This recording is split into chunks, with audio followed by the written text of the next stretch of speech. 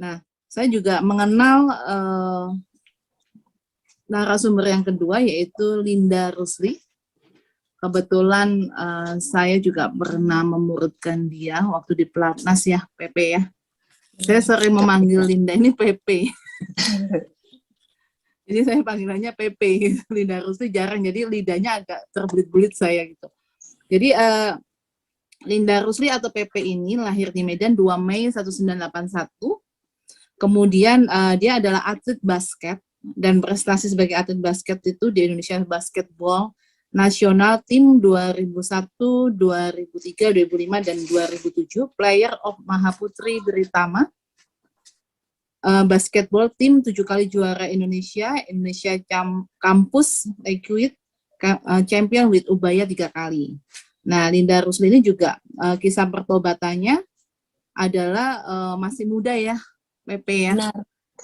Tahun 98. Nah, saya tidak lama-lama untuk menceritakan biodata Linda Rusli atau PP. Saya persilakan untuk Lindanya langsung atau PP yang menyaksikan apa yang Tuhan sedang lakukan di masa-masa mudanya dan sampai hari ini. Silakan PP. Baik, terima kasih Kak Mega. Selamat siang buat semuanya, buat Kak Mega, juga Pak Heru dan tim, juga Pak Jerry tadi ya, sebuah kesaksian yang luar biasa. Saya sangat terberkati mendengar kesaksian Pak Jerry gitu.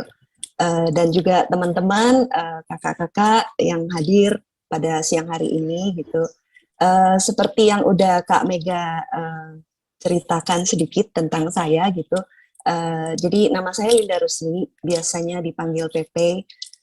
Saya lahirnya di Medan gitu ya, anak bungsu dari 5 bersaudara. Jadi background saya di keluarga, papa saya Buddha dan kemudian mama saya Katolik. Dan saya lahir di keluarga yang berbisnis ya, keluarga yang semuanya bekerja gitu. Saya dari kecil gitu keras gitu ya, jadi tidak mengenal kasih Tuhan dan lain-lain. Kemudian karena saya suka olahraga, kemudian pertama-tama itu saya ikut olahraga bulu tangkis gitu ya. Waktu itu masih di Medan, saya masih SMP 3 pada saat saya mengikuti klub bulu tangkis Angsapura di Medan. Di situ setelah 1 tahun saya latihan bulu tangkis, kemudian ada pelatih, pada saat itu ada pelatih baru dari Jakarta yang di-hire oleh klub Angsapura. Jadi klub Angsapura ini ada bulu tangkisnya dan ada lapangan basket. Jadi lapangan bulu tangkis dan basket itu samping-sampingan seperti itu ya. Nah, pada saat itu setelah 1 tahun saya latihan bulu tangkis, itu ada pelatih bola basket dari Jakarta yang di-hire oleh klub Medan gitu ya. Nah, mungkin karena pada saat itu saya tinggi badan saya cukup tinggi gitu ya. Kemudian sama pelatih ini Kak Freddy Gorey, dia mengajak saya untuk bermain basket. Nah, kemudian karena iseng gitu ya, saya pikir karena saya suka olahraga, ya udah saya ikut gitu ya olahraga basket. Kemudian ternyata saya suka gitu, dan setelah 1 tahun saya latihan, itu saya terpilih menjadi pemain untuk mewakili Sumatera Utara. Dan dari sejak saat itu fokus saya benar-benar main di bola basket. Nah, kemudian waktu saya bermain basket, Kak Freddy ini ya ternyata dia memang juga punya pelayanan atlet gitu ya. Waktu itu Champion for Christ gitu, mereka menjangkau atlet-atlet.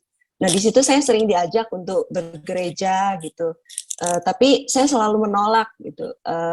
Ya memang saya keras gitu ya. Saya juga tidak suka firman Tuhan. Saya ya pokoknya hidupnya ya suka-suka saya gitu ya. Saya merasa tanpa Tuhan juga saya bisa kok. Saya berprestasi kok gitu ya. Saya bisa terpilih menjadi pemain basket Sumut baru satu tahun latihan gitu. Saya merasa oke dengan diri saya pada saat itu. Sehingga kalau diajak ke gereja, dikasih tahu bahwa kita itu perlu Tuhan, Tuhan baik dan sebagainya gitu, buat saya kayak tidaklah, saya kayaknya bukan buat saya gitu, saya baik-baik saja gitu ya. Sampai kemudian kita ada pertandingan ya, saya terpilih mewakili Sumatera Utara, kita bertanding ke Semarang pada saat itu. Itu pelajar nasional ya, jadi ada pertandingan pelajar nasional. Nah, pada saat di pertandingan itu kan kita kayak tinggalnya di mes gitu ya, jadi setiap kontingen itu tinggal di satu mes besar gitu. Nah, kemudian di waktu tengah-tengah pertandingan gitulah di mes ya, berbagai atlet dari berbagai daerah gitu, ternyata itu ada yang kayak kesurupan gitu ya. Terus kan ya kita waktu itu masih SMA semua ketakutan gitu ya. Kita kumpul di satu kamar, kita takut gitu. Uh, tapi nah di sana itu terus Kak Freddy itu mereka mendoakan gitu ya, mendoakan kemudian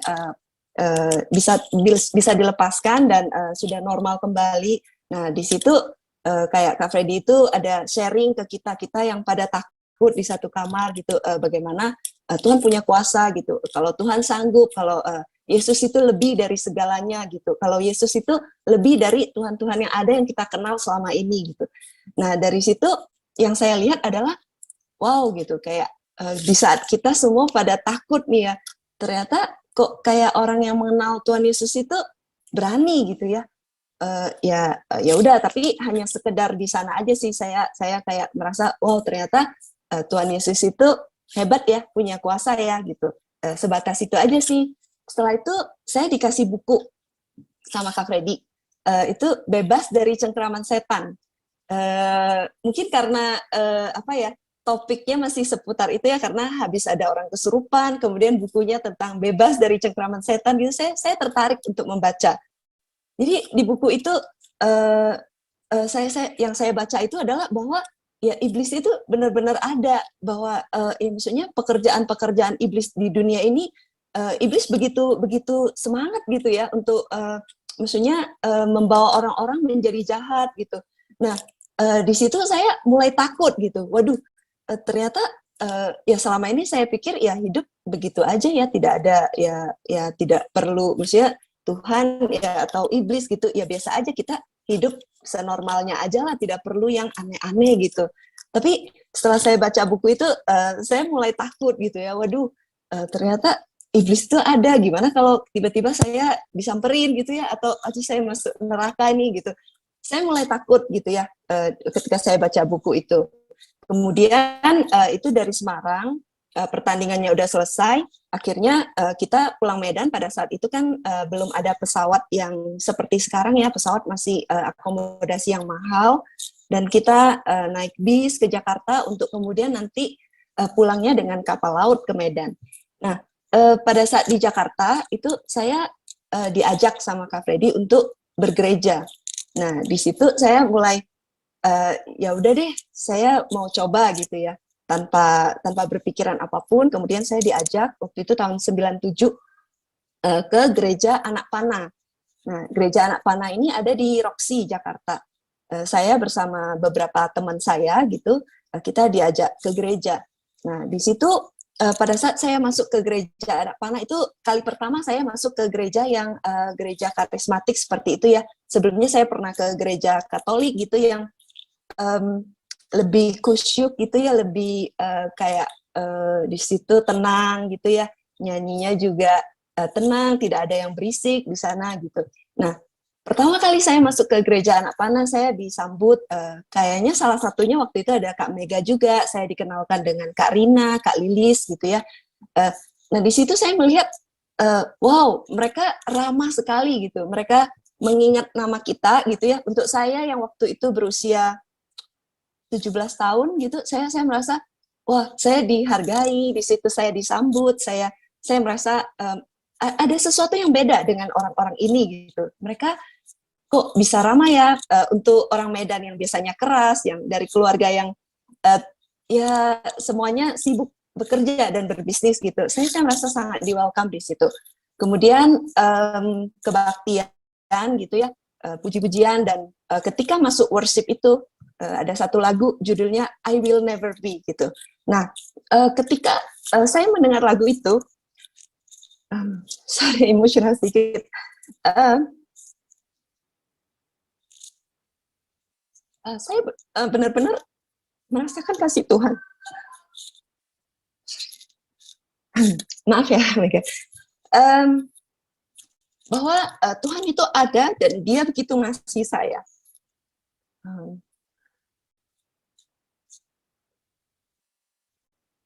Ya intinya di sana saya benar-benar merasakan kasih Tuhan ya. Pulang dari situ, singkat cerita, saya yakin gitu kalau Tuhan itu ada.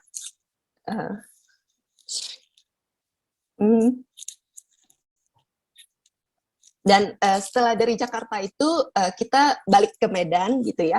Di situ saya maksudnya follow up-nya lah ya gitu ya.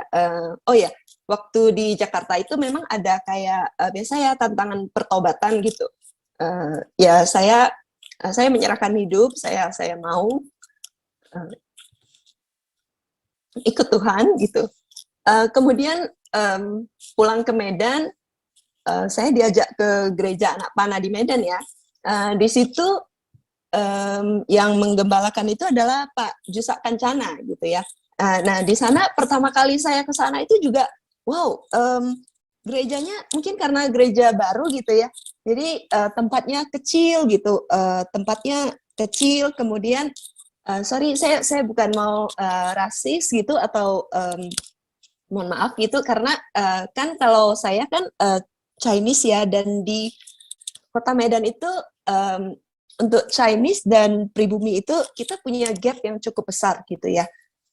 Saya dari maksudnya keluarga, kemudian sekolah dan teman-teman itu kita Chinese semua gitu, dan kita itu tidak pernah maksudnya bergabung atau kayak punya teman yang non Chinese gitu ya.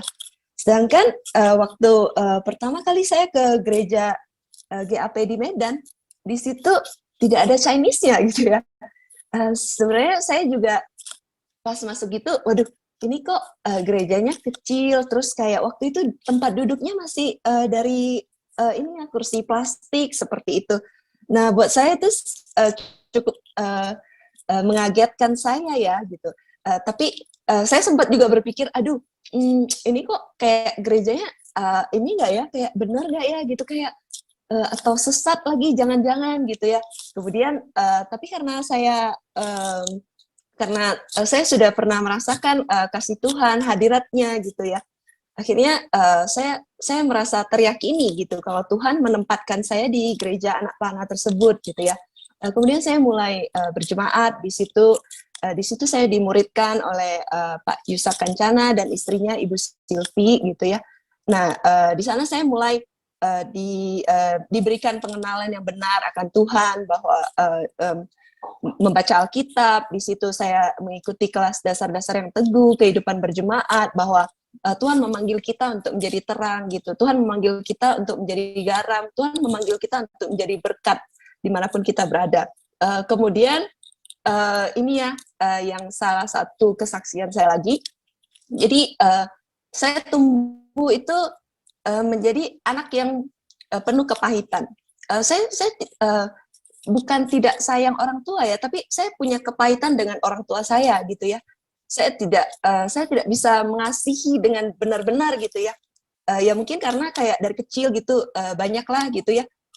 Pertama-tama juga memang saya anak bungsu, kemudian kayak ya biasa ya waktu kecil itu sering dibilangin kalau sebenarnya saya tidak diinginkan gitu ya, cuman karena ya udah terlanjur ya sudah gitu ya.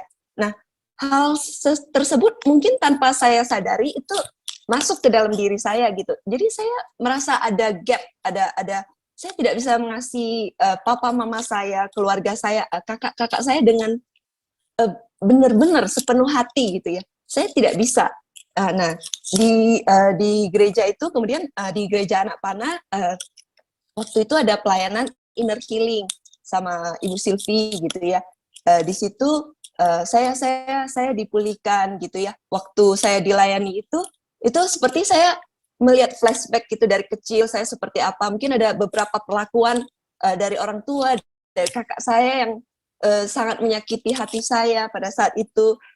Wah saya menangis luar biasa, saya merasa marah gitu ya. Tapi di situ saya dilayani dan saya dibimbing untuk memaafkan sepenuhnya, untuk mengasihi gitu ya.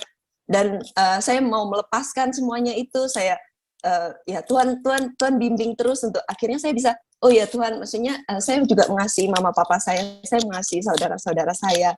Nah, pelan-pelan gitu saya makin dipulihkan. Kemudian karakter-karakter juga gitu ya. Dulu seminggu itu 1 sampai 2 kali gitu ya saya sering dipanggil oleh Bapak Yusak gitu dan Ibu Silvi untuk main ke rumahnya gitu ya. Saya juga banyak ditegur gitu ya. Kalau dulu yang namanya anak muda kan biasalah ya kayak selengean gitu ya. Kayak waktu itu tidak bisa tepat waktu, tidak menghargai orang lain. Banyak hal gitu saya diajarin gitu ya. Jadi dalam perjalanan kekristenan saya bukan hanya kayak oh ya mengenal Tuhan atau menjangkau, tapi yang saya rasakan juga bagaimana secara karakter gitu ya. Saya juga terus diubahkan, saya semakin hari menjadi semakin sama dengan Kristus gitu. Dan setelah saya dipulihkan, saya bersama dengan Tuhan, gitu, saya menerima Tuhan. Di situ saya mulai membagikan firman Tuhan gitu ya. Karena pada saat itu masih SMA, jadi teman-temannya kan masih banyak ya. Kebanyakan kayak dari klub gitu. Nah, kita mulai ada komsel gitu ya. Saya mengajak teman-teman yang biasanya teman main bareng itu kita sama-sama yuk kayak ke gereja gitu. Dan akhirnya kita punya cell group gitu ya. Di cell group itu biasanya kita seminggu sekali kita ada doa puasa, kita mendoakan teman-teman kita yang masih banyak yang Buddhis gitu. Nah, yang saya lihat pada saat itu ya, saya merasa kayak, aduh ini udah saya doakan, sudah saya ya kita sudah doa puasa, kita sudah injili, kita sudah sering ngobrol gitu, tapi kebanyakan tuh kayak mereka menolak gitu ya. Mereka punya alasannya masing-masing gitu untuk tidak mau diajak ke gereja gitu. Ya, cuman pada saat itu saya ya udah hanya melakukan apa yang Tuhan suruh, hanya melakukan sharing kehidupan saya yang sudah diubahkan oleh Tuhan. Kemudian itu di Medan pada saat itu SMA, hingga akhirnya saya bermain PON buat Sumatera Utara. Nah, setelah main PON itu saya mendapatkan tawaran gitu ya untuk main basket di Pulau Jawa. Pada saat itu bola basket di Pulau Jawa itu lebih maju daripada di Medan. Dan saya melihat ini adalah satu kesempatan buat saya untuk bisa lebih berprestasi lagi di basket. Nah, di situ saya mengambil keputusan untuk pindah klub ke kota Surabaya, pada saat itu Sahabat Surabaya. Nah, pada saat saya pindah klub itu, saya juga bergereja di gereja Surabaya di sini, yang sekarang namanya Every Nation, dan saya di bawahnya pendeta Benny Kusno. Nah, ketika saya pindah ke Surabaya tahun 2000, nah itu 2001 itu kemudian saya terpilih untuk seleksi Pelatnas Indonesia gitu. Nah, Pelatnas ini di Jakarta. Di situ saya kembali bertemu dengan Kak Mega, sama waktu itu ada Kak Rina gitu. Jadi Kak Mega ini dengan sangat setia setiap hari, setiap minggu itu selalu ada datang ke mesnya Pelatnas. Nah, di situ karena kan kalau di Pelatnas ini kan baru ya, saya juga masih sangat junior pada saat itu. Saya tidak punya teman dekat, pemain-pemain yang ikut seleksi itu bukan teman dekat saya baru mengenal mereka juga di sana. Perasaan inferior ya, kayak merasa kecil itu ada gitu, karena saya benar-benar baru pertama kalinya masuk Pelatnas dan masih muda, paling junior di situ. Yang lain-lain udah beberapa kali Pelatnas, sudah pemain nasional gitu ya. Cuman ya saya ada satu hati gitu untuk saya pingin bagiin firman Tuhan ke mereka gitu. Tapi kayak aduh gimana ya ngomongnya ya, kayak mereka mungkin menganggap kamu aja kayaknya nggak terlalu berprestasi gitu. Apa yang kayak saya merasa saya harus masuknya di mana ya gitu. Saya juga bingung gitu ya. Tapi ya pada saat itu Kak Mega, Kak Rina, ya mereka datang gitu. Akhirnya saya hanya mencoba untuk gimana, ayo kayak kita sharing aja lah gitu, hanya fellowship, kita memuji Tuhan, kita saling mendoakan seperti itu ya gitu. Kemudian ada satu kesempatan gitu di waktu Pelatnas 2001 itu, jadi besoknya itu tim ini mau berangkat gitu, dan teman-teman kayak kaptennya itu memutuskan untuk ya udah kita berdoa sama-sama gitu ya. Cuman oke, akhirnya berdoa sama-sama di satu kamar gitu ya, semuanya berkumpul di situ. Nah, di situ itu biasa lah ya, kayak anak basket gitu ya, masih muda, ya belum mengenal Tuhan juga, mereka bercanda gitu, yang bercandanya ya inilah ada yang keterlaluan, bahasa-bahasa yang tidak baik dan sebagainya. Padahal itu kayak lagi mendengarkan firman Tuhan, ada teman saya yang membagikan firman Tuhan dan lain-lain. Di situ kayak saya merasa, ya ini maksudnya kenapa begitu ya, yang saya merasa sedih gitu, kok kayak teman-teman ini tidak menganggap bahwa kayak firman Tuhan itu sesuatu yang harus dihormati gitu ya. Ini Tuhan loh gitu, tapi kok pada bercanda semua. Waktu itu saya berpikir seperti itu. Kemudian di akhir selesai sesi membagikan firman Tuhan, tiba-tiba saya disuruh berdoa gitu loh. Nah, saya juga kaget sih, kirain kan ya biasanya yang senior-senior, yang ada kaptennya gitu. Tapi ya udah kayak waktu berdoa gitu, saya berdoa gitu, saya ya mungkin kalau dibandingkan teman-teman yang lain kan biasanya berdoanya biasa-biasa aja gitu. Nah, saya nggak tahu pada saat itu ketika saya berdoa gitu, kayak mungkin suasananya jadi lebih intens ya. Teman-teman mungkin merasa kayak, loh kok ini tiba-tiba doanya kayak serius banget gitu, yang tadinya pada bercanda gitu. Nah, singkat cerita selesai berdoa itu, saya merasa kayak teman-teman itu, kayak teman setim itu mulai menjauhin saya gitu, kayak saya merasa asing gitu ya, karena mereka kayak apa ya, merasa mungkin saya kok tiba-tiba serius banget ya, ya seperti itulah ya, kayak ya kita tidak sama begitu. Nah di situ saya down juga ya, saya merasa aduh jangan-jangan saya salah gitu, atau saya ini terlalu menunjukkan radikalisme yang tidak benar atau seperti apa. Itu teman-teman menjauhi saya cuman tinggal ada satu aja yang teman satu kamar, itu mungkin saya rasa mungkin dia sungkan kali ya udahlah masih ditemenin karena masih satu kamar gitu. Nah di situ saya hanya berdoa gitu ya, Tuhan maksudnya ya semoga apa yang saya lakukan ini ya berkenan, dan ya saya berharap teman-teman bisa tetap menerima saya meskipun saya ya begini gitu, saya ya mau mengasihi Tuhan gitu. Nah akhirnya ya udah itu berlalu, tetap saya jalani. Waktu itu saya juga sempat sharing ke Kak Mega mengenai masalah ini, sama Kak Mega juga didoakan, dikuatkan untuk jangan takut untuk menjadi terang dan garam gitu, karena ya itu bukan kita gitu, bukan kekuatan kita, tapi Tuhan yang di belakang kita gitu. Nah di situ saya dikuatkan untuk tetap menjalani proses latihan sampai akhirnya kita ada try out ke luar negeri beberapa kali. Nah yang saya lihat adalah tadinya kan teman-teman pada menjauhin gitu ya, tapi ketika mereka ada masalah, ketika mereka sakit, terus ada masalah ya dengan pelatih dan lain-lain, yang senior-senior ini datang ke saya gitu untuk tolong doain dong gitu. Kayak saya merasa ya ternyata maksudnya yang saya pikirkan kayak oh ya jangan-jangan orang menganggap saya aneh gitu ya, tapi ternyata ya kalau Tuhan mau bekerja, ya mereka melihat gitu bahwa kita berbeda, mereka ada melihat bahwa kita punya roh yang berbeda, mereka mau datang untuk minta didoakan. Jadi dari situ saya semakin kayak Tuhan tunjukkan bahwa ya semua orang itu perlu Tuhan gitu, meskipun kelihatannya ya tidak, ketika keadaan baik-baik saja apa ya mungkin tidak kelihatan, tapi deep inside them they need God, mereka butuh Tuhan gitu. Nah itu yang membuat saya untuk terus ini ya teryakinkan, terus menjaga bahwa ya dimanapun saya berada, saya mau menjadi terang dan garam buat Tuhan. Nah itu kemudian di tahun 2001 itu juga pada saat pemilihan mau masuk ke 12 pemain itu ternyata saya tidak masuk gitu ya.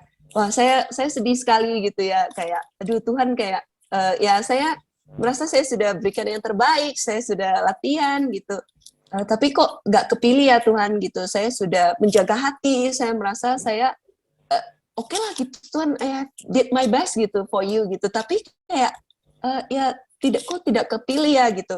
Ya udah itu satu hari sebelum pulang gitu saya keliling kota Jakarta gitu dengan bis gitu ya. Nah, kemudian di bis itu kok ya ketemu dengan ada pengamen gitu ya. Pengamen itu nyanyi gitu kayak jangan lelah bekerja di ladangnya Tuhan seperti itu. Dan lagu itu benar-benar menyentuh saya gitu ya. Oh ya, ya Tuhan ingatkan untuk ya it's not the end gitu. Jangan lelah gitu. Percaya kalau kamu punya mimpi, kalau kamu bekerja keras, in the timing of God, Tuhan akan bawa kamu gitu. Dan itu kemudian seketika itu saya merasa damai sejahtera, saya ada sukacita, saya dikuatkan kembali gitu. Saya percaya Tuhan ada bersama dengan saya meskipun pada saat itu saya tidak kepilih gitu ya. Oke, saya pulang kembali ke Surabaya, saya mulai berlatih lagi, kemudian di tahun 2003, 2005, sampai terakhir saya main itu, SEA Games itu 2 tahun sekali ya, sampai terakhir saya main itu di 2007. Di 2007 itu kemudian saya menjadi kapten tim nasional Indonesia. Dan sepanjang tahun itu, sepanjang saya menjadi atlet, saya melihat penyertaan Tuhan yang luar biasa dalam hidup saya gitu. Ada momen saya sempat pindah klub ya, dari klub di Surabaya pindah ke klub Jakarta. Dan di momen saya pindah itu kan saya belum menyelesaikan kuliah saya gitu. Jadi saya sempat berada di Surabaya, tapi klub saya sudah di Jakarta, sehingga saya harus latihan sendiri di Surabaya. Dan pada saat itu sempat ada di antara itu ada pemilihan kampus nasional gitu ya. Jadi kampus Indonesia, mahasiswa Indonesia untuk bertanding di Indonesia. Pada saat itu pertandingannya di Surabaya sih. Cuman saya merasa kayak waktu itu karena saya jarang latihan gitu ya, kayaknya kemungkinan terpilih itu sedikit sekali lah, kayaknya no chance for me gitu. Pada saat itu saya berpikir seperti itu, kayak ya saya berdoa gitu, kayaknya Tuhan mungkin kayaknya bukan ini deh. Tapi pada saat itu juga Tuhan kasih tahu gitu, if it's for you, kalau Tuhan yang bekerja, kalau Tuhan mau kasih, tidak ada yang bisa menghalangi gitu. Dan surprisingly pada saat itu saya terpanggil dan akhirnya saya main gitu ya di kampus nasional gitu, menjadi mahasiswa yang mewakili Indonesia untuk bertanding di pertandingan itu. Kemudian akhirnya sampai di tahun 2007 itu ya saya bisa menjadi kapten tim gitu, memberikan kontribusi buat Indonesia pada saat itu.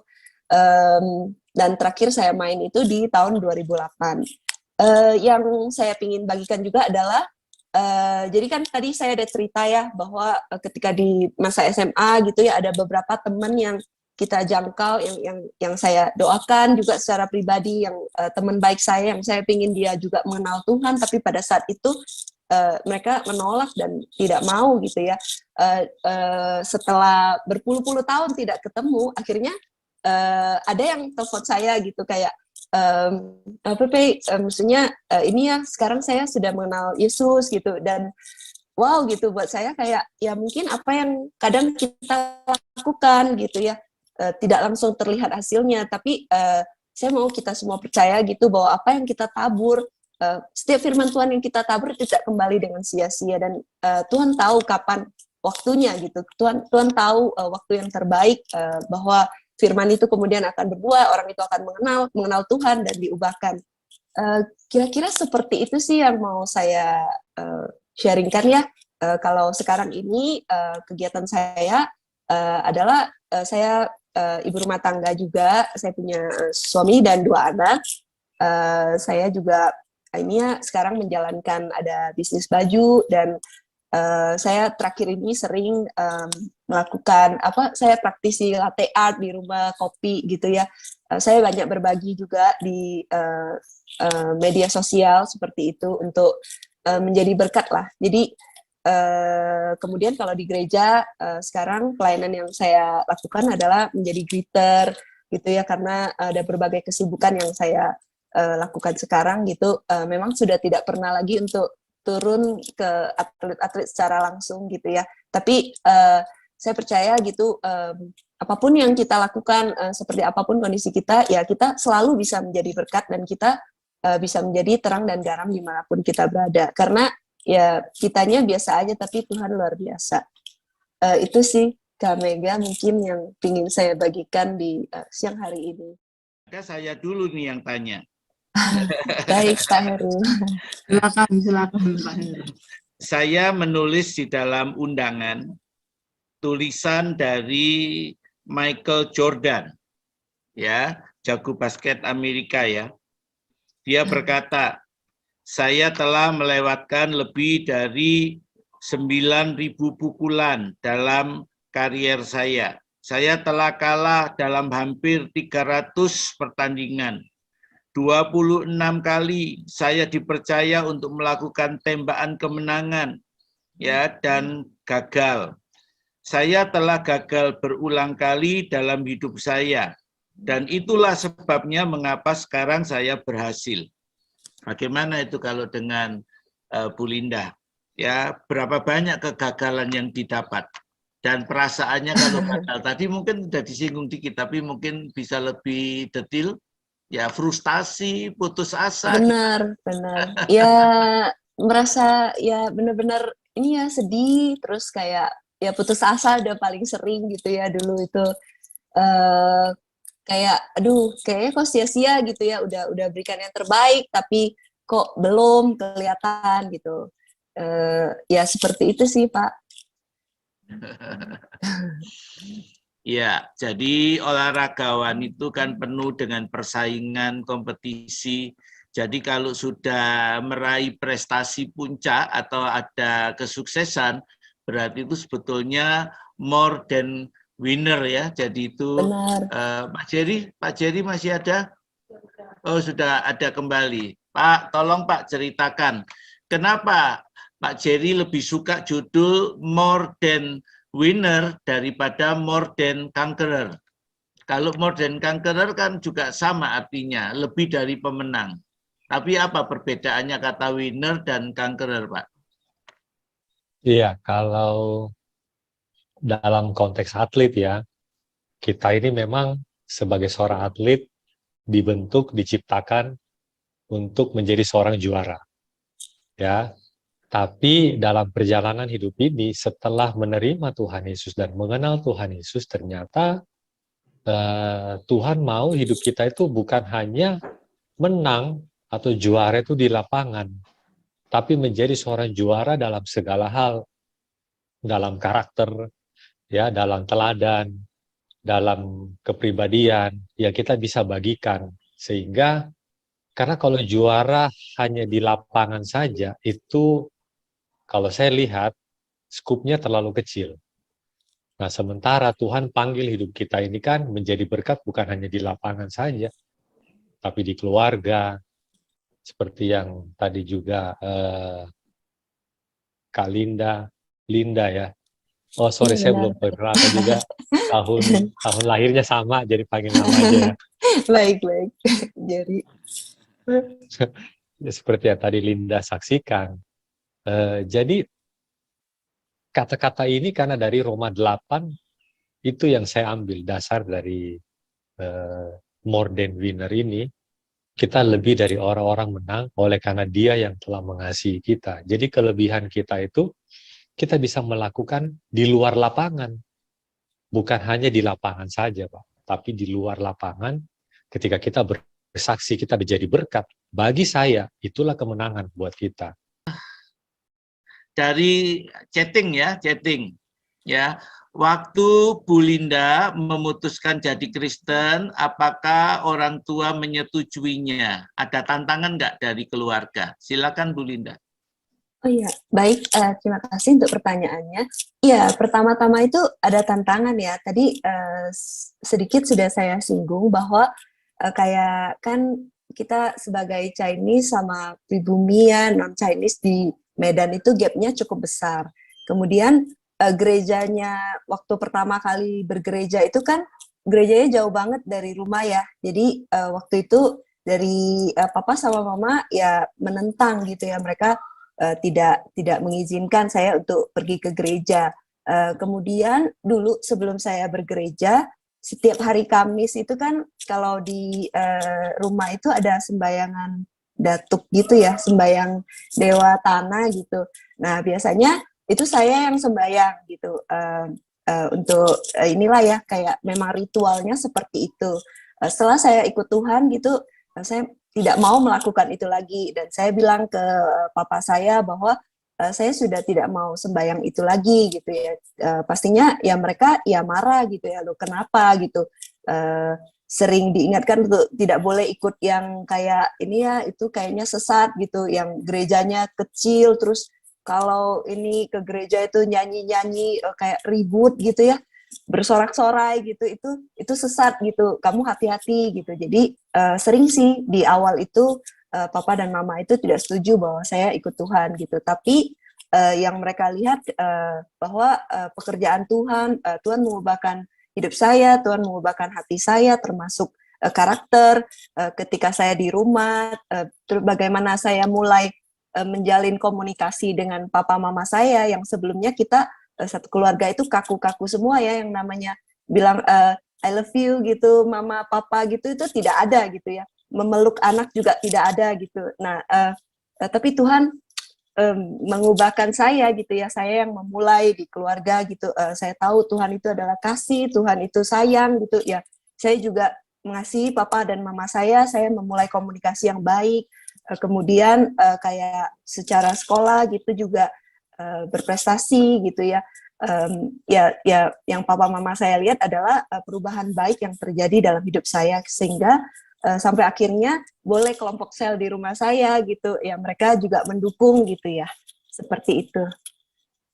Jadi akhirnya sekarang mereka gimana? Sudah jadi anak Tuhan juga? Kalau untuk papa belum ya, tidak, papa sudah meninggal gitu. Kalau mama ya, mama memang masih Katolik gitu, tapi ya saya percaya gitu, mama menerima Tuhan Yesus, mama berdoa setiap hari, mama baca Alkitab, mama punya hubungan yang baik dengan Tuhan. Iya. Iya, shalom. Shalom, Mbak. Iya, kebetulan kalau di Papua sendiri memang masih musiman sih, kalau yang terstruktur atau di manajerial dengan baik itu belum banyak, belum ada lah. Semisal saja kalau untuk sekolah bola. Jadi sekolah bola tuh sangat bergantung dari pemerintah. Kalau ada dananya, klub atau sekolah bolanya itu bisa berjalan. Kalau sudah tidak ada support dana, berhenti lagi, anak-anak kembali lagi ke tidak di ini lagi. Jadi saya lihat beberapa begitu. Tergantung pengurus-pengurusnya. Kalau mereka bisa menghidup atau manage kegiatan mereka, itu bisa berjalan. Jadi otomatis anak-anak di Papua itu ya seperti tadi Pak Heru bilang, mereka potensinya di seni dan olahraga. Jadi kadang saya juga pikir kita mau paksakan mereka misalnya di bisnis, di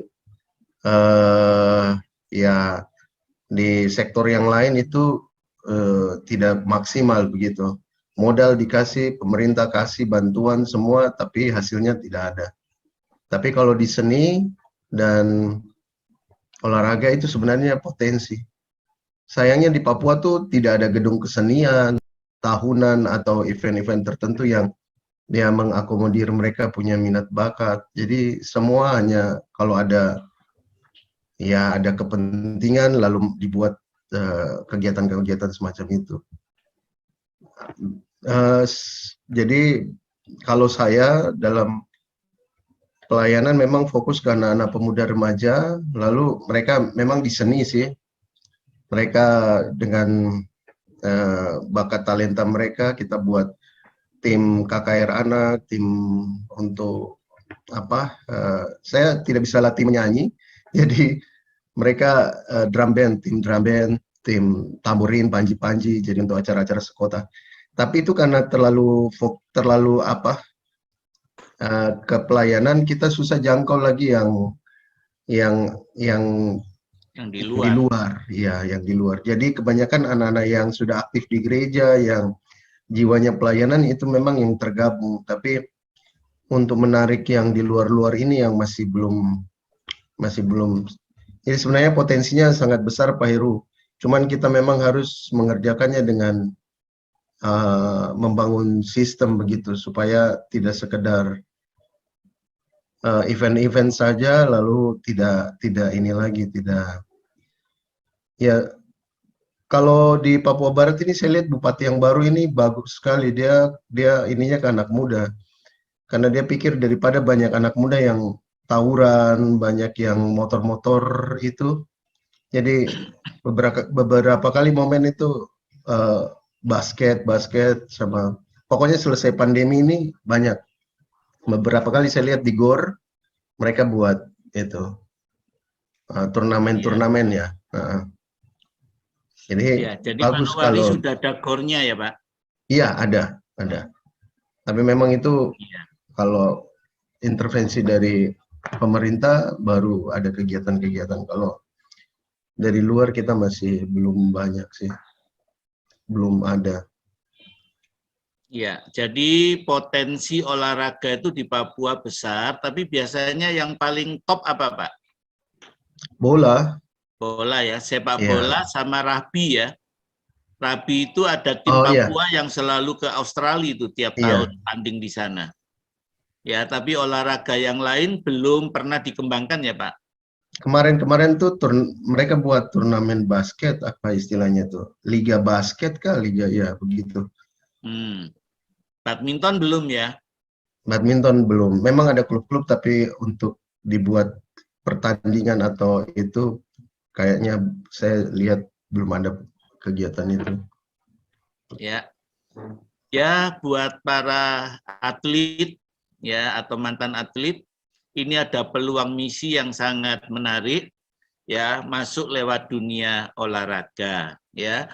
Apakah badminton, apakah basket, dan saya kira Pak Andri bisa membantu karena fokus Pak Andri itu di anak-anak pemuda dan remaja. Berapa ratus Pak anak yang Pak Andri bina?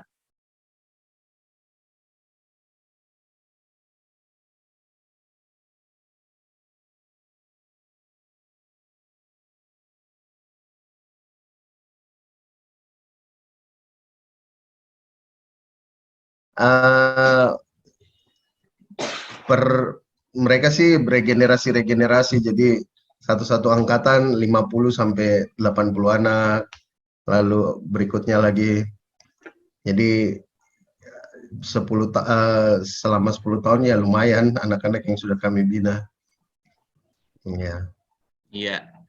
Oke, jadi saudara itu mungkin bisa jadi pemikiran, itu mungkin bisa jadi satu kesempatan, peluang, ya kalau mau mengembangkan potensi di sana, mungkin kalau mantan-mantan atlet ada pikiran ke sana, mungkin lebih baik kerjasama dengan Uni Papua. Ya, mereka sudah masuk lewat sepak bola.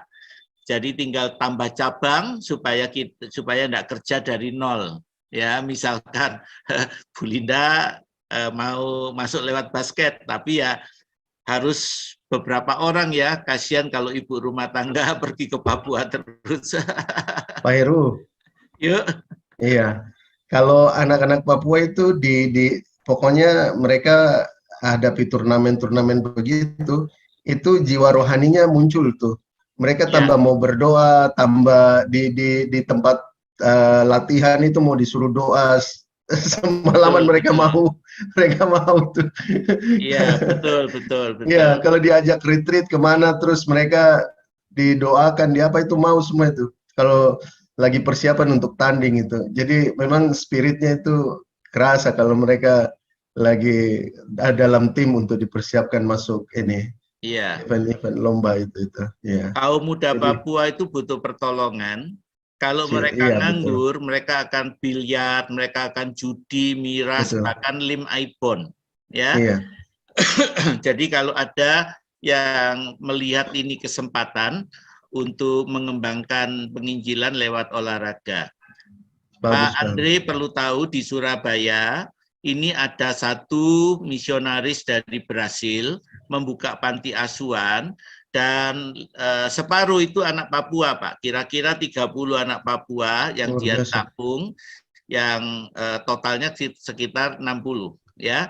Dan misionaris ini melatih mereka juga lewat olahraga juga ya, dari Brasil soalnya kan dunia sepak bola. Nah, ini ada di Surabaya dan bisa dikunjungi ya. Cuman keluhannya kalau dengan anak Papua satu, Pak.